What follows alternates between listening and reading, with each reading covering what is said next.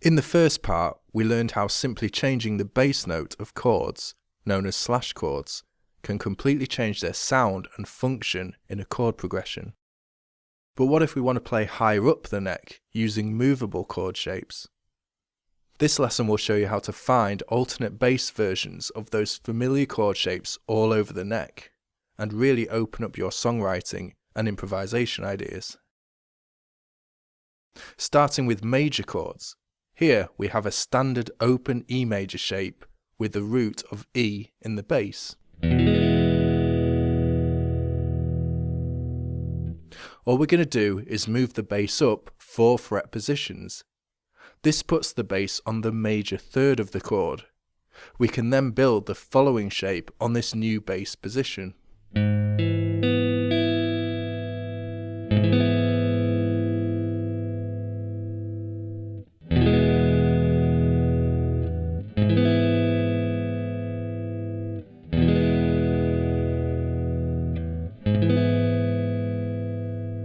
We can follow exactly the same process with bar chords.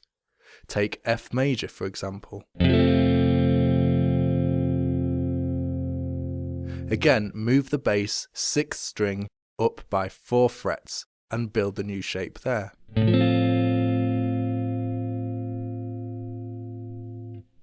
F sharp major.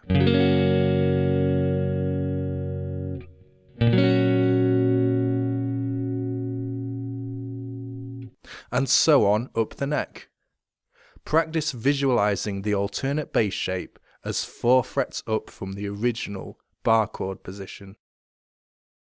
Another way to find the major third bass of a chord is to first locate the root on the 4th string and then move up 2 frets, fretting the 6th string bass. For example, let's say we wanted to play E flat major with an alternate bass. We'd find the root of E flat on the 4th string at the 1st fret.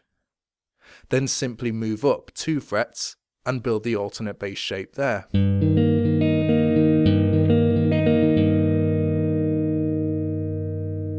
Let's try this chord shape in some progressions to hear how it changes the sound.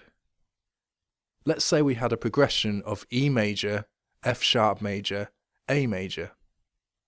Listen to how using the alternate bass shape on the F sharp major chord changes the sound of the progression.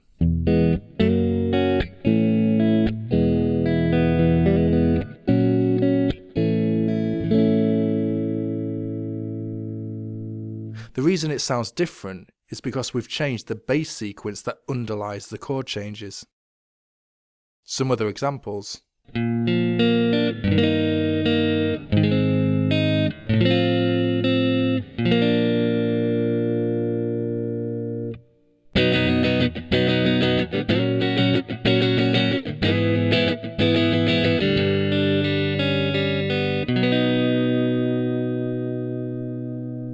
You can also play this alternate bass form on the 5th string. Simply find the root of the chord you want to play on the 6th string, such as A flat in this example, and move down 1 fret position, building the following shape on the 5th string bass.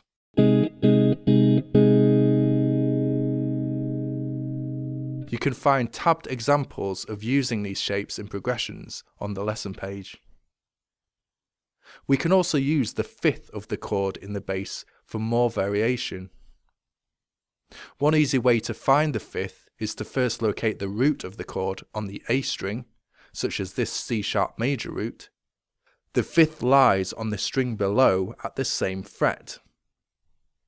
There are 2 shapes we can use on this bass position.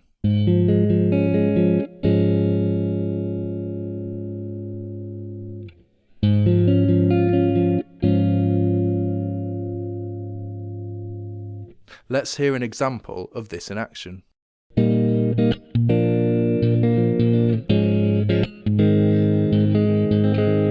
Or, if you want to build a chord on the A string, first find the root on the E string and the 5th lies 2 frets higher on the A string. We can now build the shape from this bass position.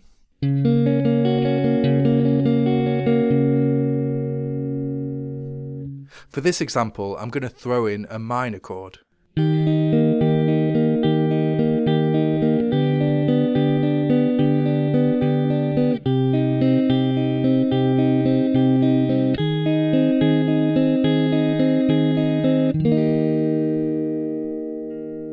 Notice how using that G major D slash chord facilitated the descending bass line in that example. Now on to minor chords. Let's look at some movable minor chord shapes with an alternate bass. Starting with this E shape minor bar chord. The first interval in a minor chord is the minor third. So let's move the bass up a minor third. That's the equivalent of 3 frets from the root. We now have 2 possible shapes we can build on this minor third bass.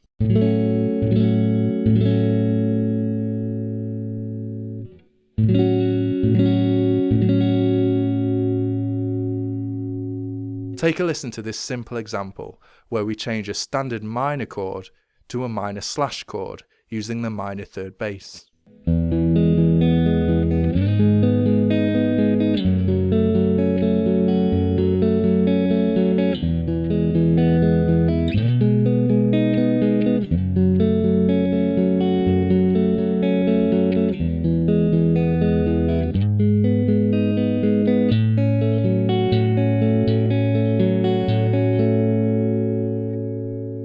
We could also move from a major slash to a minor slash by simply moving the bass down 1 fret.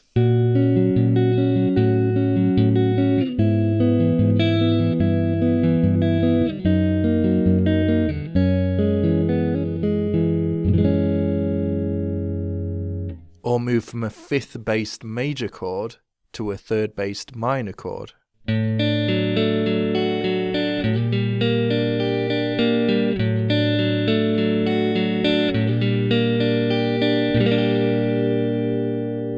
Hopefully you can hear the possibilities for using combinations of major and minor bass variations in your songwriting. Just like the major variations, we can also place the bass on the 5th of the minor chord, such as this shape.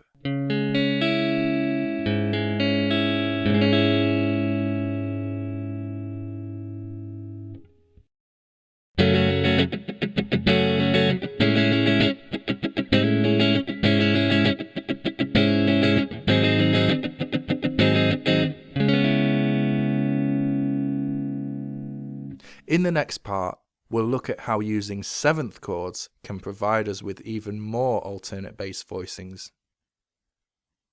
In the meantime, as always, you can find supplemental content for this lesson, including fingering diagrams and more ideas for using alternate bass chords in progressions, all on the lesson page. Cheers.